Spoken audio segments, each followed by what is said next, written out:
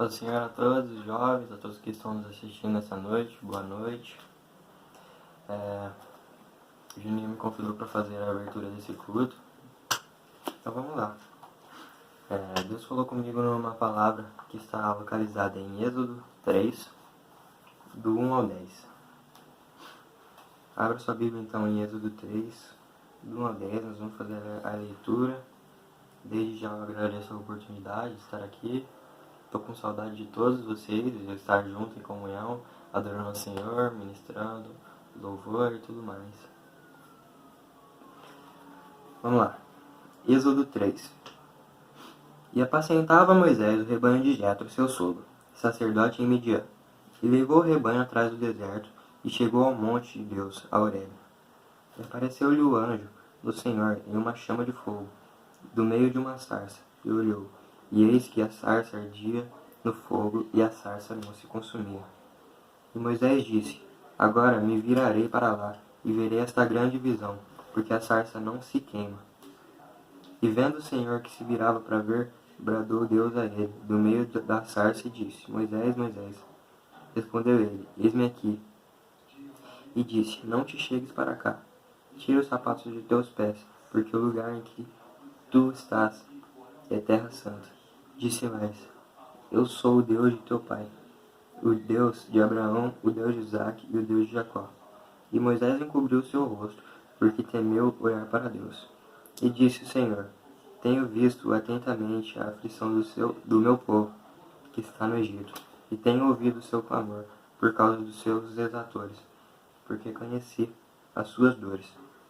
Portanto, desci para livrá-lo da mão dos egípcios, e para fazê-lo subir daquela terra, a terra, uma terra boa e larga,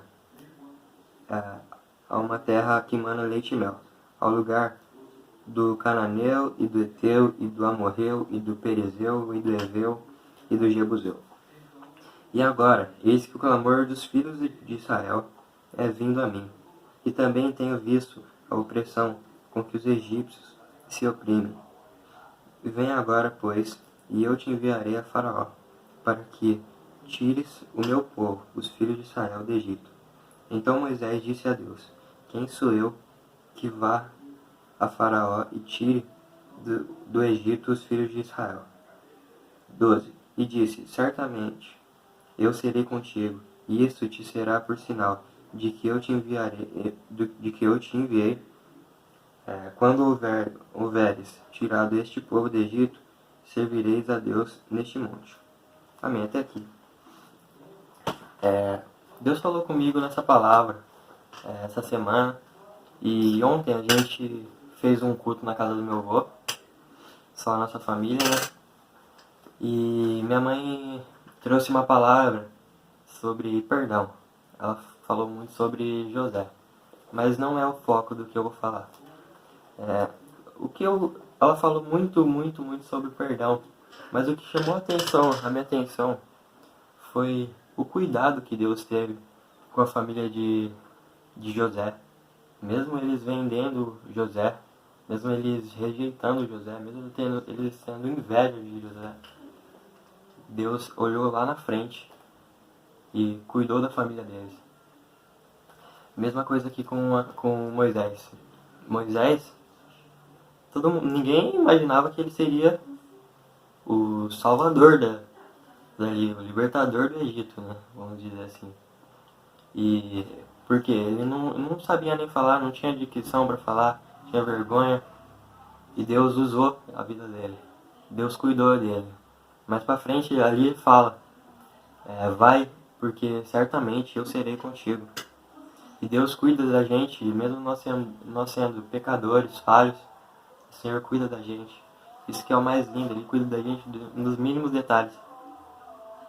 É isso que é lindo, é isso que Deus falou comigo. E eu quero agradecer a oportunidade. É uma palavra bem rápida, é uma palavra bem conhecida, mas que falou muito comigo. O Senhor cuida das nossas vidas em cada detalhe. E a honra dele, a glória dele, eu agradeço a oportunidade. E vamos orar para finalizar. Fique com este culto, em nome de Jesus. Amém? Senhor, muito obrigado, Deus, por mais esse dia, Deus, em nome de Jesus, Senhor. Mas, Pai, essa oportunidade, Deus, de estar, Pai, aqui, ó Deus, com os meus irmãos, ó Deus, adorando ao Senhor, ó Deus, em nome de Jesus. Pai, cuida, Senhor, da vida de cada jovem, ó Deus, cada vida, Deus, em nome de Jesus, Senhor. Pai, abençoe esse culto, Deus, em nome de Jesus, a palavra, Deus, o pregador dessa noite, Deus. Usa, Deus, em nome de Jesus, Senhor. E abra, Deus, os nossos corações e nossas mentes, ó Deus, para nós ouvirmos aquilo que o Senhor quer, ó Pai, falar, ó Deus, em nome de Jesus, Senhor. Muito obrigado, Pai. A oração que eu te faço, te agradeço. Em nome de Jesus. Amém. Amém? De novo, muito obrigado pela oportunidade. Estou com saudade de todos vocês. E fica com o escuto. Amém? Deus abençoe. Boa noite a todos os jovens. Que o Senhor abençoe a vida de cada um. Não só os jovens, mas todos que estão assistindo essa nossa transmissão, mais um sábado. Eu queria agradecer você que está aqui, você que está na sua casa, né, que separou esse tempo para ouvir da voz do Senhor, ouvir da palavra do Senhor. Eu queria agradecer a presença de vocês, tá? Eu tô com muita saudade, eu queria muito o culto presencial, eu queria muito que voltasse. A situação tá cada vez mais difícil, mas a gente vai tocando daqui, a gente vai fazendo a nossa parte, né? Cada um fazendo a própria parte, né? Então eu queria começar orando, né? Vamos começar fechando os nossos olhos, inclinando a nossa cabeça, falando com o Senhor. Senhor Jesus, muito obrigado, Deus, porque o Senhor é bom, Pai. Deus, nós vamos entrar agora, Pai, no momento da palavra, Pai, nós vamos entrar, Jesus, no momento onde é separado para que o Senhor fale aos nossos corações, Pai. Pai, o momento do louvor é o momento de nós falarmos com o Senhor.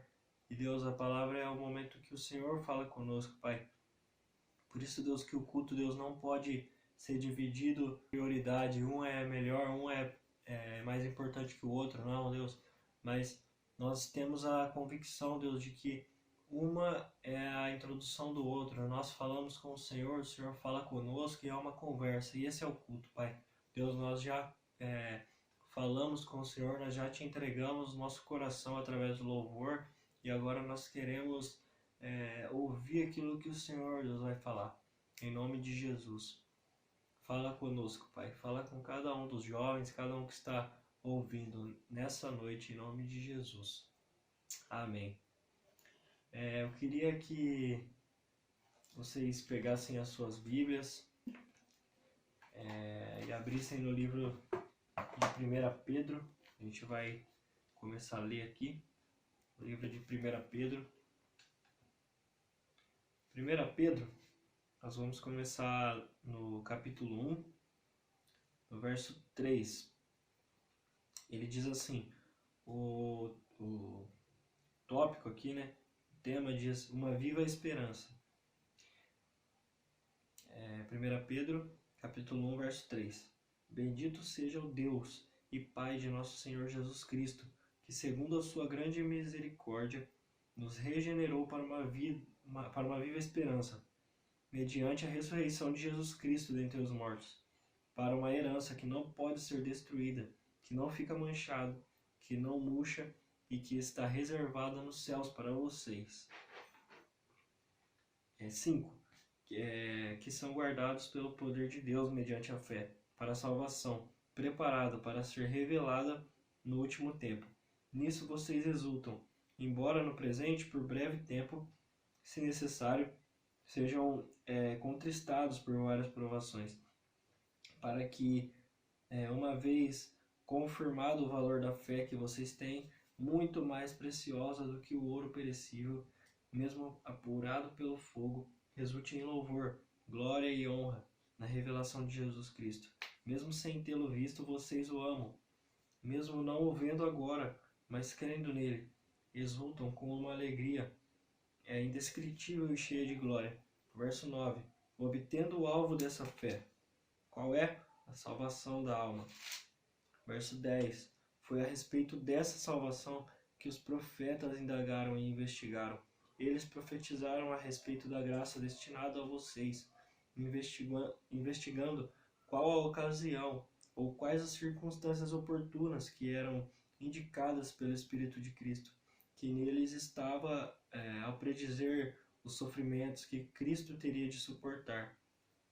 E eles foi revelado que não para si mesmos, mas para vocês, ministravam as coisas que agora foram anunciadas a vocês por aqueles que pelo Espírito Santo enviado do céu lhes pregaram o Evangelho. Coisas essas que anjos desejam contemplar. Amém?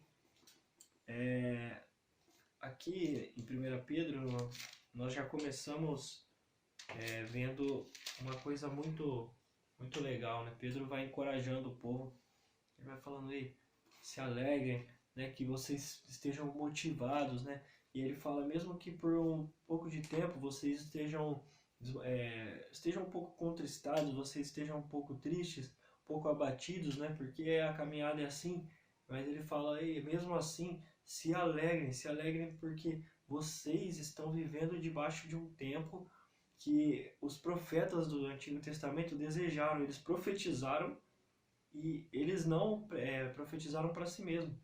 Olha que coisa maluca, né, que ele fala. Ele fala, se alegrem porque vocês estão debaixo da graça. Né? E aí ele coloca a graça num nível de importância, né? Ele coloca a graça do Senhor num nível de força, né? Que ele fala, ei, lembra dos profetas? Lembra daqueles antigos, né? Aqueles da Bíblia mesmo, né? Isaías, enfim, Jeremias, grandes profetas que prediziam, que falavam das coisas do Senhor. Ele fala, ei, lembra dessas pessoas? Eles apontavam para o tempo de hoje, eles apontavam para o que vocês estão vivendo hoje.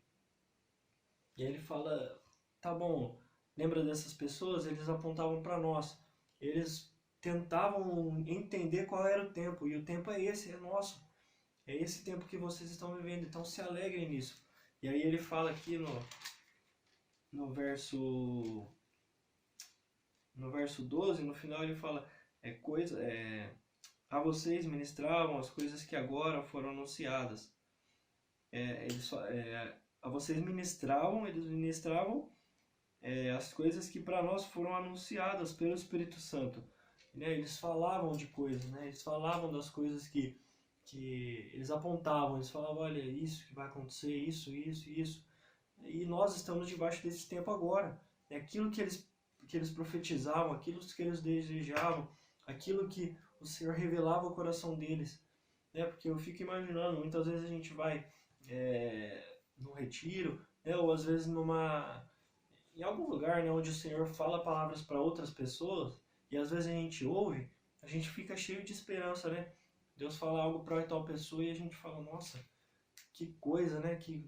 Quando será que chegará esse tempo, né? O Senhor vai falar isso, né? Vai fazer isso através dessa pessoa. Né? Quando que vai... E a gente começa a maquinar tantas coisas. E eu imagino como aqueles profetas deveriam ficar naquele tempo. Né? Eles faziam... o Senhor dava palavras para eles. Imagina como que eles deviam ficar. Nossa, quando será esse tempo? Quando será esse tempo que esse tal Messias vai vir? Né? E depois que esse Messias, que esse Jesus vai vir, tudo vai acontecer. Né? O Espírito Santo, a graça vai ser liberada, tal, pessoas vão fazer. Imagina, eu fico pensando, porque muitas vezes o Senhor promete coisas comparadas à vinda de Jesus, né? É tão pequena para nós, né? E a gente já fica maquinando, a gente fica, quando será que isso vai acontecer? Ou às vezes para pessoas perto de nós, né? A gente fica, o Senhor prometeu isso para essa pessoa, né? Quando será que isso vai acontecer? E eu fico imaginando como os profetas deveriam ficar ansiosos, né? Eles falavam, nossa, a gente não está vivendo isso agora e o Senhor está me dando essa revelação e eu tenho que profetizar, né? Mas quando será que vai ser esse tempo? Será que vai ser daqui a pouco? Será que vai demorar muito? E imagina só, e aí ele fala, esse tempo que eles profetizavam, todas essas promessas, tudo é para agora, é para esse tempo de agora, então se alegre. É isso que esse texto às vezes muito complexo de ler, né? Ele tem bastante coisa, ele fala, é isso que ele está falando. Ei, espere entenda, espere no entender do Senhor. Entenda isso, entenda que não tem a ver conosco, lógico, não tem a ver com a nossa força, não tem a ver com o nosso mérito, mas ele está falando, entenda que vocês estão debaixo da graça, mesmo que por um momento vocês vão estar abatidos, né? E isso que está acontecendo, né?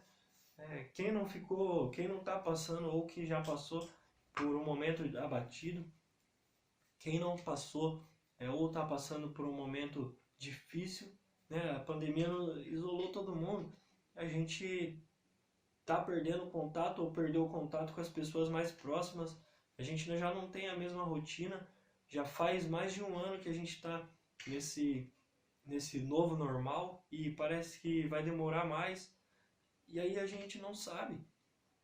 Quem não se sentiu abatido nesse tempo, e aí ele fala, mesmo que vocês por um breve momento estejam tristes, estejam abatidos, estejam perplexos, enfim, dependendo da sua versão, mesmo que vocês estejam abatidos agora, se alegrem porque vocês estão debaixo de uma promessa onde os profetas profetizavam e esse tempo chegou, esse tempo é agora.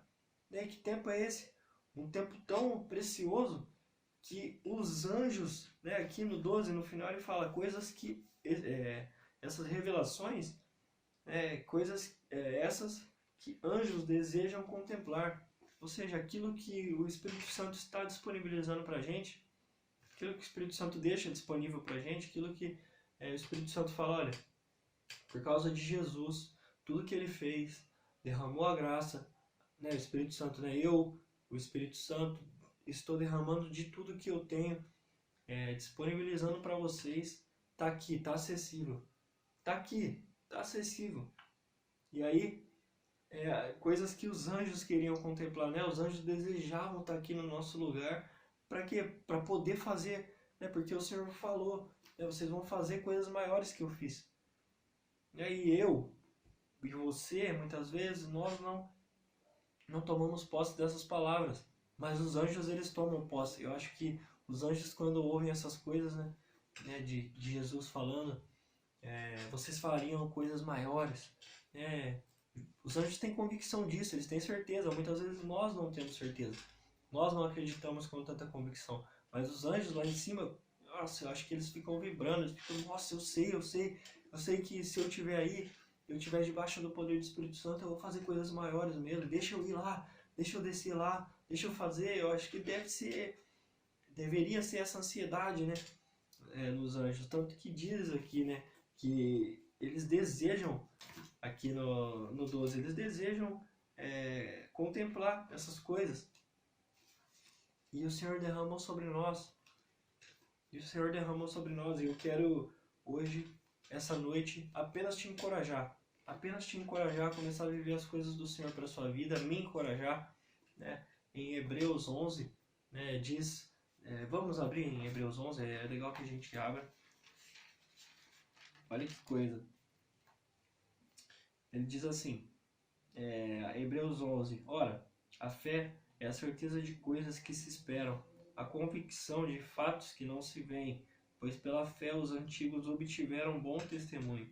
Pela fé, entendemos que o universo foi formado pela palavra de Deus, de maneira que o visível veio a existir, das coisas que não são visíveis. Pela fé, Abel ofereceu a Deus um sacrifício mais excelente do que Caim, pelo qual obteve testemunho de ser justo, tendo a aprovação de Deus quanto às suas por meio da fé. Mesmo depois de morto ainda fala. 5. Pela fé, Enoque foi levado a fim de não passar pela morte. Não foi achado, porque Deus o havia levado, pois antes de ser levado, obteve testemunho. Enfim, e eles vão falando dos testemunhos do povo antigo, né, dos patriarcas, ele vai falando das pessoas que passaram pela Bíblia, ele vai falando pela fé, ele vai te incentivando, né?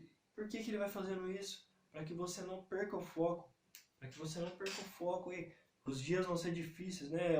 Ontem eu li uma coisa que me quebrou no Instagram, tem um missionário que eu sigo, que ele chama Chileno Vergara, o Instagram dele. E ele é chileno, né? Ele e a esposa dele eu não sei de onde ela é. Eu sei que ele é chileno, mas ele passou muitos anos no Brasil, acho que os familiares dele são brasileiros, e aí muitos dos seguidores dele são brasileiros, e aí ele posta direto nas coisas que acontecem. E aí ontem ele repostou uma publicação de alguém que estava falando sobre a China, né? O ministério dele é no Oriente Médio, naquele Uzbequistão, Cazaquistão, Irã, é tudo lá. Mas aí ele postou na China, algo que acontece lá no Partido Comunista Chinês, né, PCC, de lá da China. Eu não sei se é Partido Comunista, eu acredito que é, mas enfim, o que está acontecendo lá é que eles estão pegando os cristãos, muitos dos cristãos, e estão fazendo torturas, né, que não tem fim, né, de vários meses. Eles pegam cristãos e colocam os cristãos dentro de um barracão, sem sol, sem janela, sem nada, e começam a torturar, e começam a arrancar a unha, e começam a bater, e você não vê o sol, fica tudo fechado 24 horas por dia, não se alimenta direito, não dorme direito, não se hidrata direito.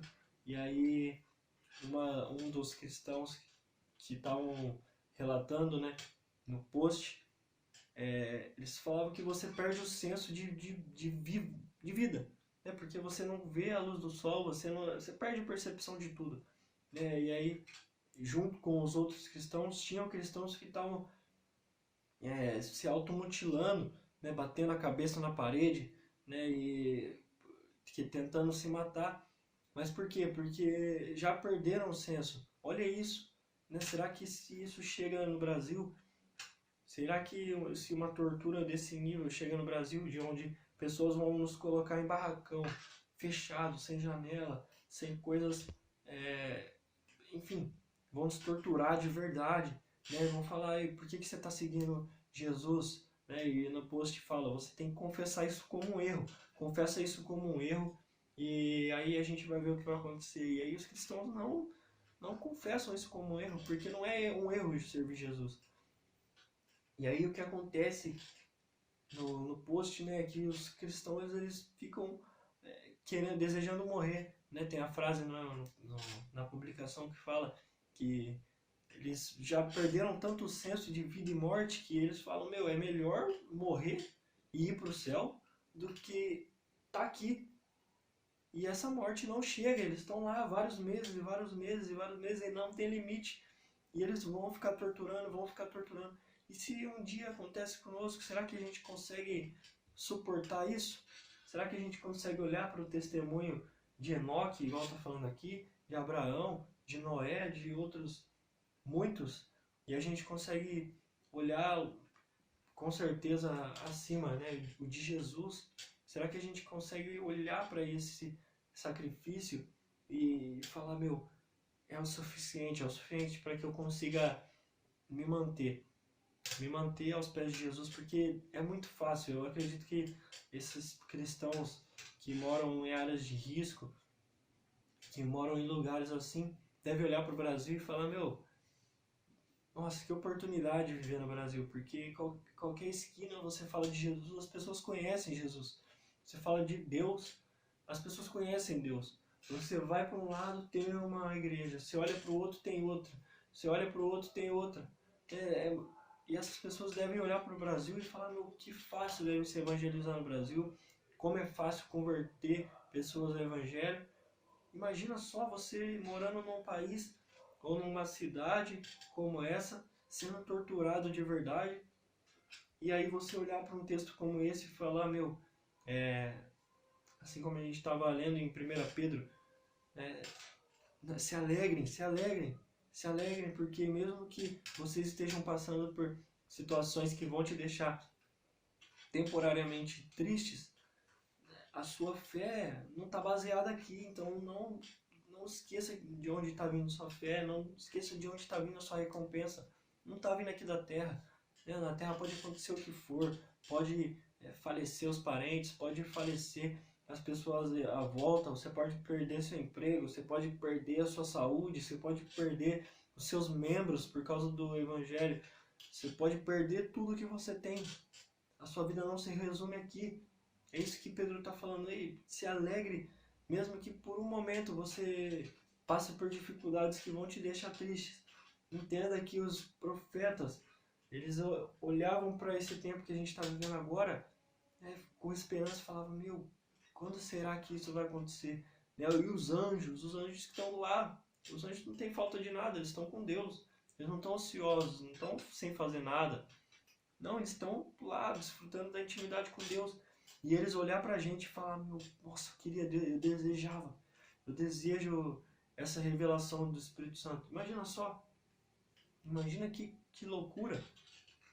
Ou seja, o que eles estão vivendo lá é bom, mas o que a gente está vivendo aqui é bom também, só que tem um poder muito grande. Nós temos o poder de transformar as vidas.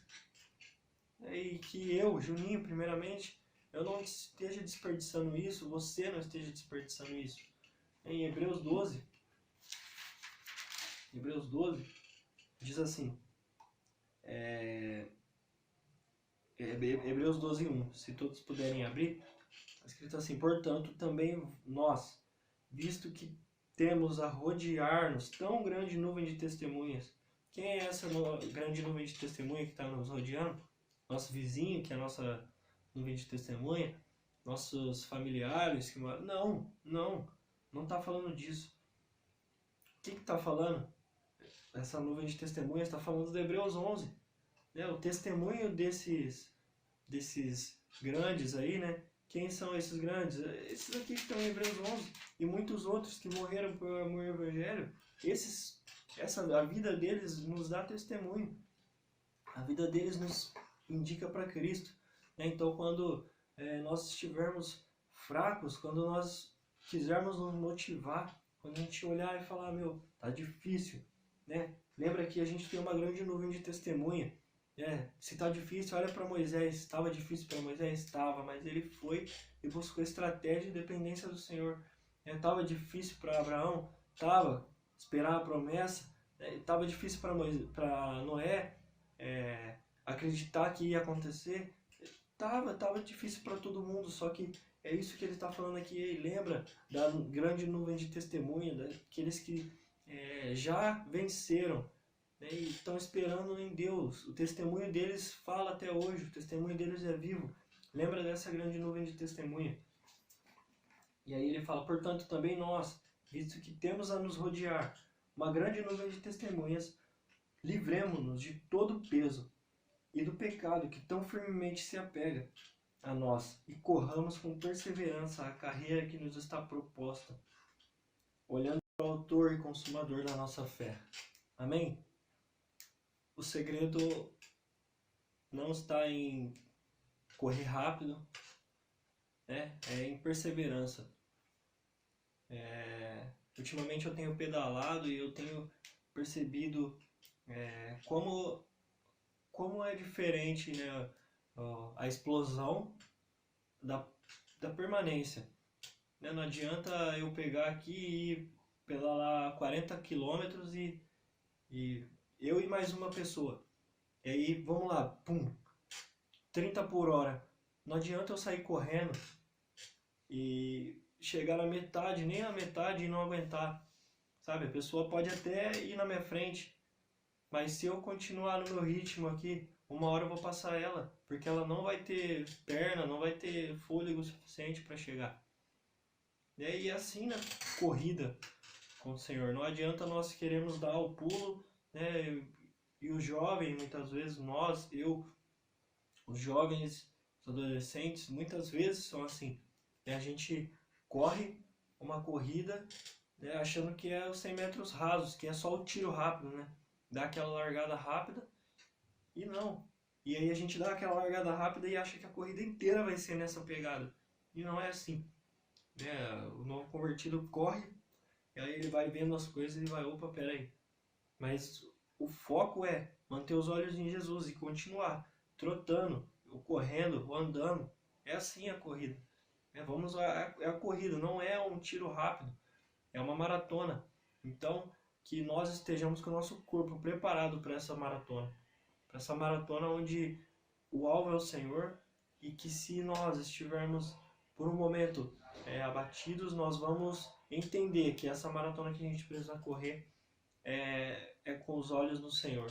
Então, se você se sentir desmotivado, olhe para os antigos, olhe para aqueles que têm aqui, o testemunho, que tem a sua história, que a sua história e o seu testemunho são vivos até hoje.